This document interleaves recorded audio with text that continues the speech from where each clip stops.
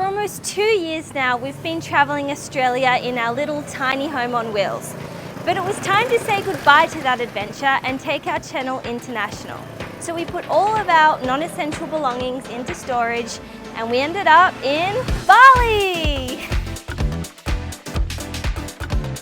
Bali's a fairly easy country to visit, but there's some pesky little things that'll make it difficult. So we're gonna let you guys know exactly what we found to get done before you get here and what you might want to do once you're here to make the adventure a little less stress.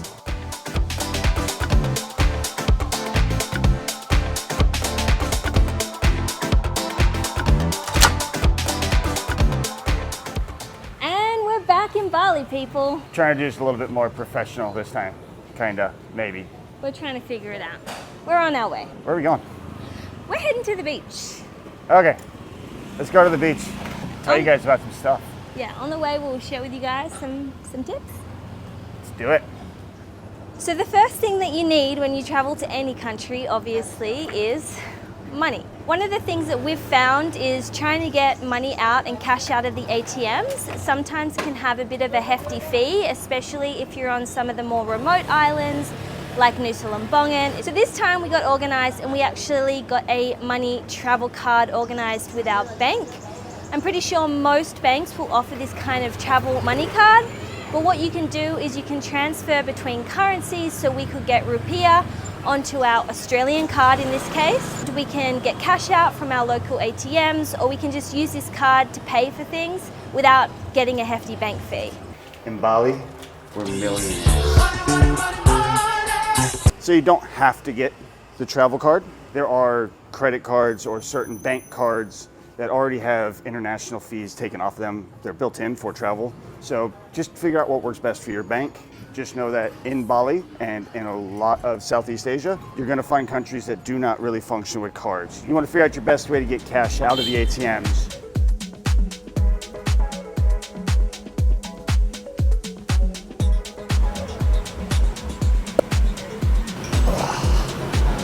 Juices on the way.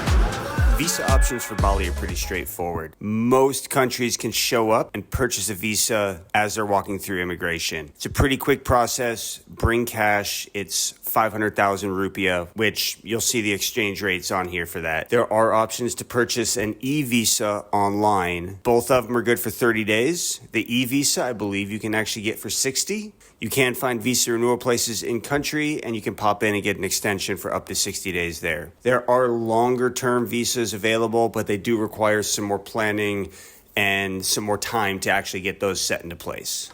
So one thing everybody wants to know is, how does your phone work here?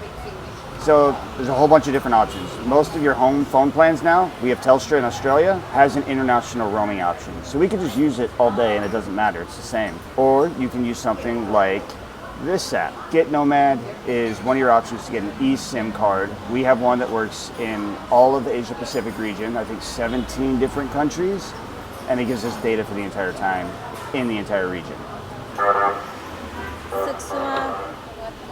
Suksuma juice break.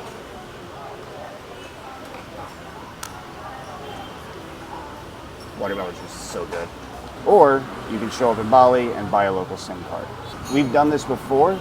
There's more legitimate shops you can buy it from, but they're more expensive, or you can buy one off the street somewhere and get it pretty cheap, get something to have enough data for your entire trip. We chose not to do that this time, one, because we're planning on traveling to other countries, but also they want a photo of your passport. And the first time that we did it, we didn't have our passports. So we were both some Spanish gentlemen who got a SIM card here before, and they kept the photo of his passport. We didn't really like that idea for ours. Danger, Will Robinson! Danger! No, Will Robinson! Danger! So use your home service, get an eSIM card, which is what we recommend, or you can buy a local SIM card to put in your phone. So as you guys have probably guessed, Bali is hot. You will constantly be sweating under the sun, and the price of bintang or beer is pretty much the same as the price of a bottle of water. So if you like us and you like to have a good time, you're going to want to make sure that you keep really hydrated with juice, or come really prepared. So I stocked up on a bunch of hydrolyte so you can keep hydrated, and we also brought with us a big tub of sunscreen. Now you can buy sunscreen here, but the price of it here is pretty much equal to Australia, so I just like to come prepared. So I brought our sunscreen and our Hydrolite. So speaking of the heat, you're probably going to want to dress pretty light and airy when you're in Bali. So what I like to do is actually come over with minimal clothing and pretty much pick up everything that I'm going to wear while I'm on the island straight here. So dresses and cotton clothing, shorts, tops are pretty affordable. You can pick them up for about 100,000 rupiah a piece. And if you're buying in multiples and you like to bargain, then you can get a really good deal.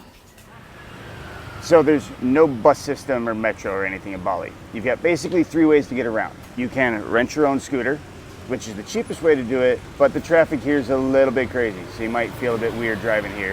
It takes a little getting used to.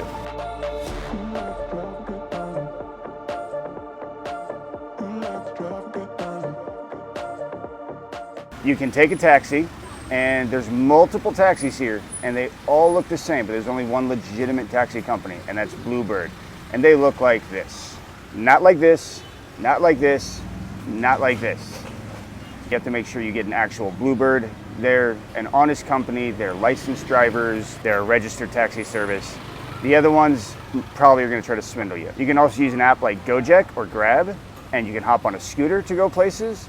It's pretty cheap, but they are gonna move pretty quick. It can be a little bit scary doing that. Bali is a beautiful spiritual place, and you'll see tons of different temples and rituals being performed. One of the things to take note is that they do make offerings that they place outside their homes, outside their shops. It's really important to be respectful of these. Obviously, don't step on them, don't kick at them. Just be mindful that they're there and let them stay.